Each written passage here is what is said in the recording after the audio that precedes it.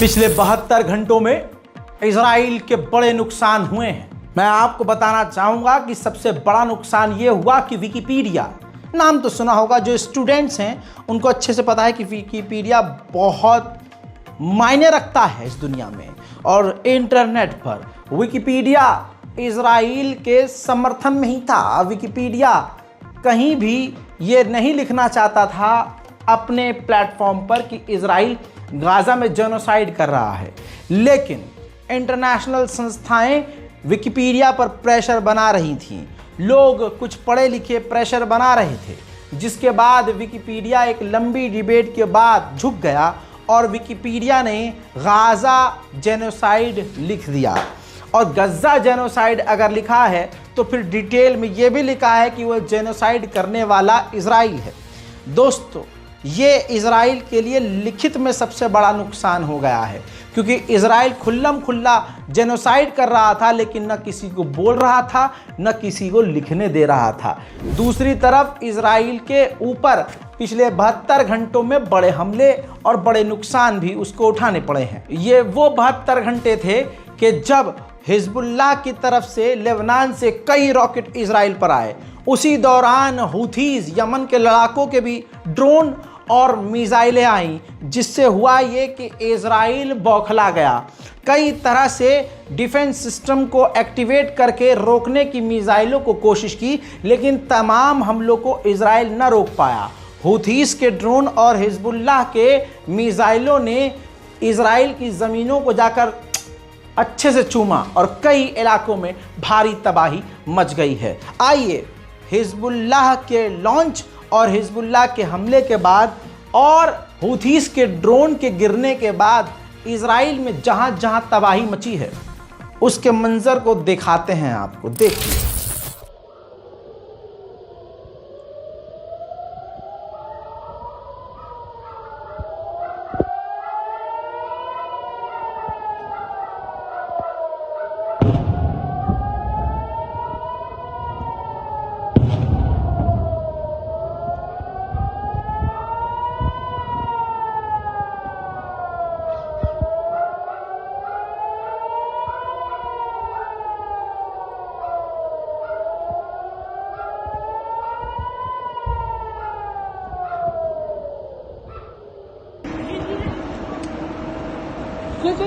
Go! Valeu!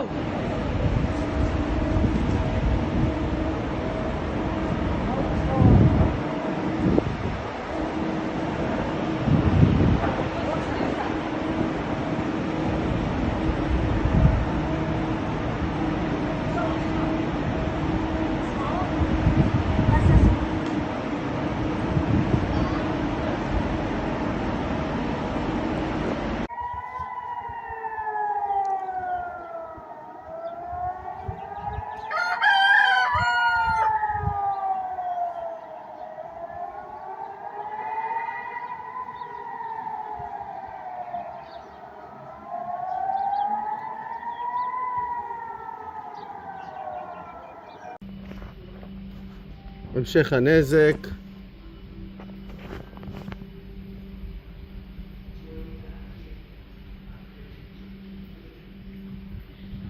כבר חדר נוסף, זה חדר ליד, חדר אוכל שנפתח.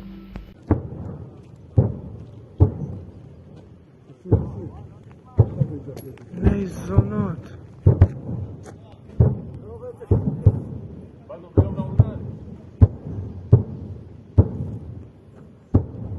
אמא שלהם יורים על אשתי. גם אשתי עכשיו, הילדים. עכשיו יורים על אשתי. טוב, נפל בחדר אוכל של תל חי. בהחלט בניין מספר 1.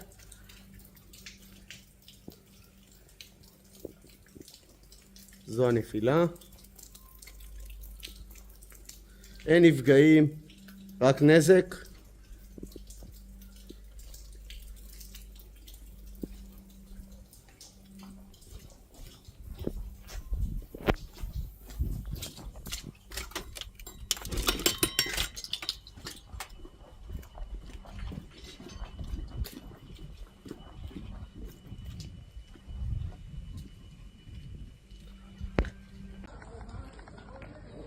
אז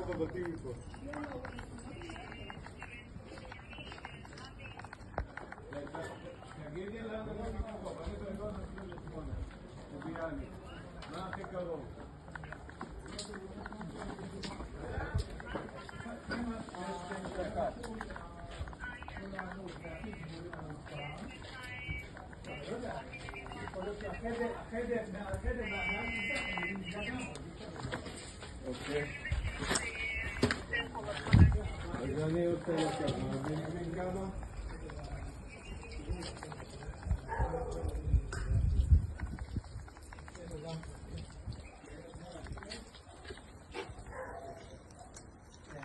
הנה הוא! לאן הוא הולך? הוא לא מפחד, הוא שם אור. מישל, תראה אותו אף. וואי, הוא יורד. הוא יורד על החיילים. הוא יורד.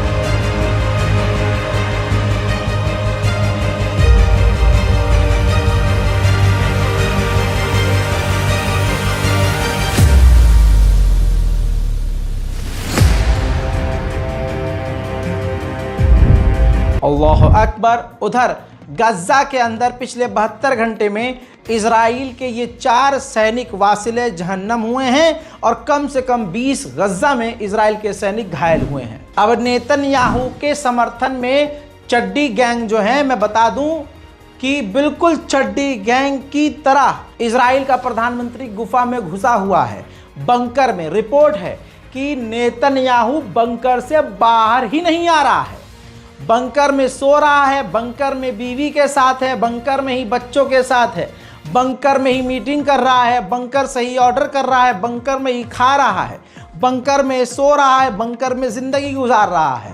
यानी बाहर तबाही मचाकर खुद बिल में घुसा हुआ है और फटी इतनी पड़ी है कि बाहर बंकर से निकल नहीं रहा है।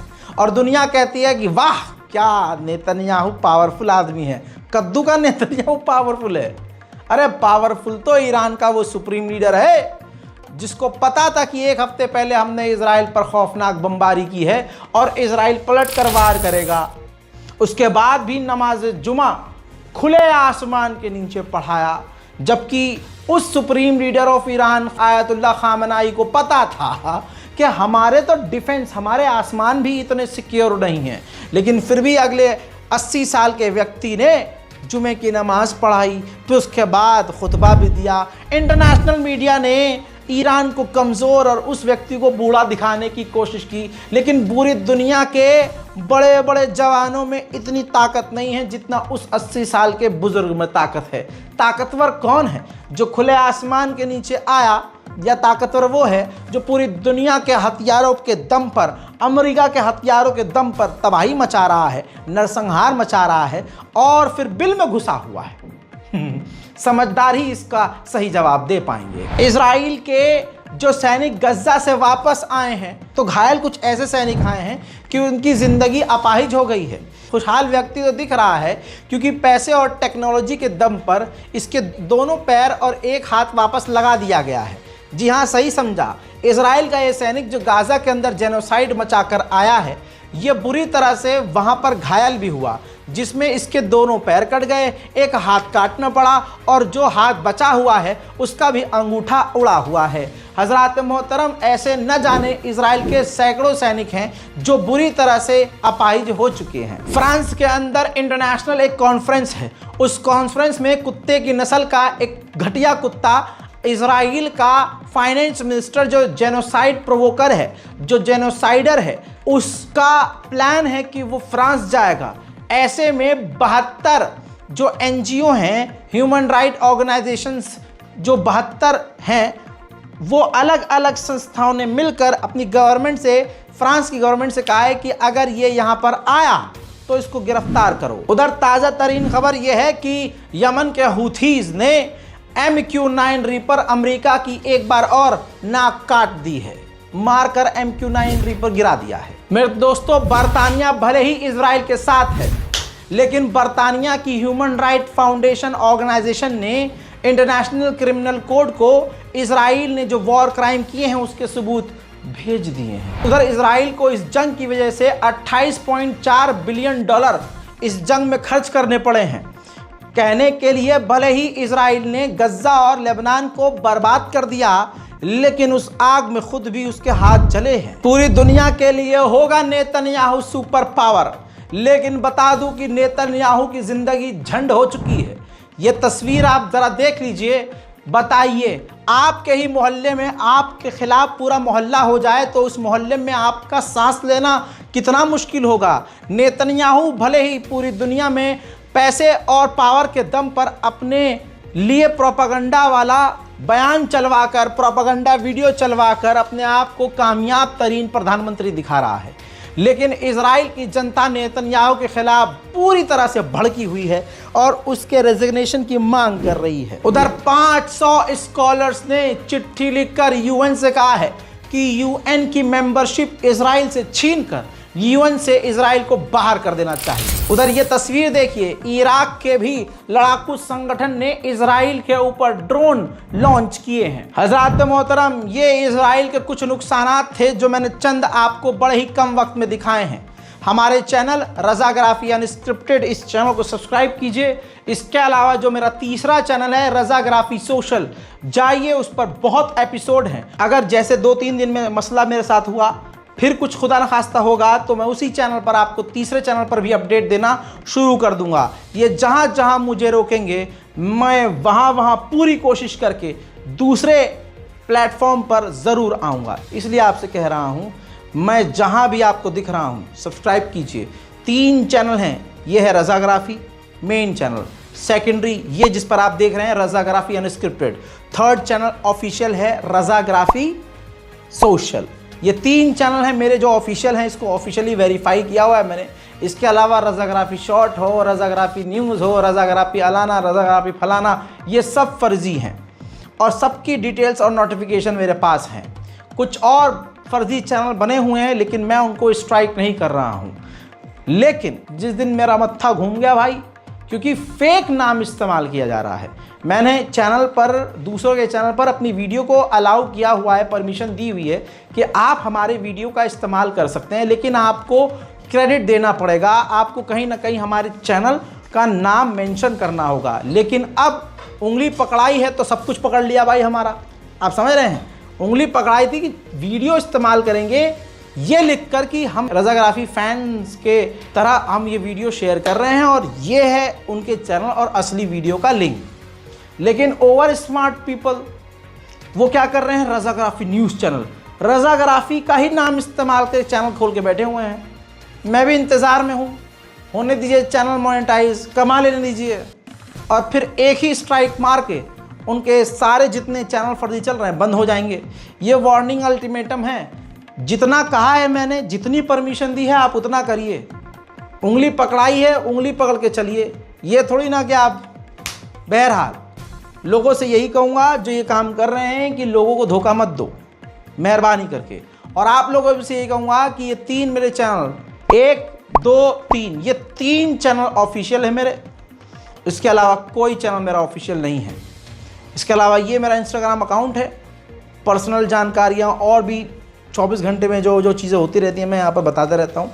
आप मेरे सोशल मीडिया इंस्टाग्राम से भी जुड़िए ताकि आपको कोई बेवकूफ़ न बना सके। मैं हूँ रज़ा और आप देख रहे हैं रज़ाग्राफी अनस्क्रिप्टेड। जय हिंद।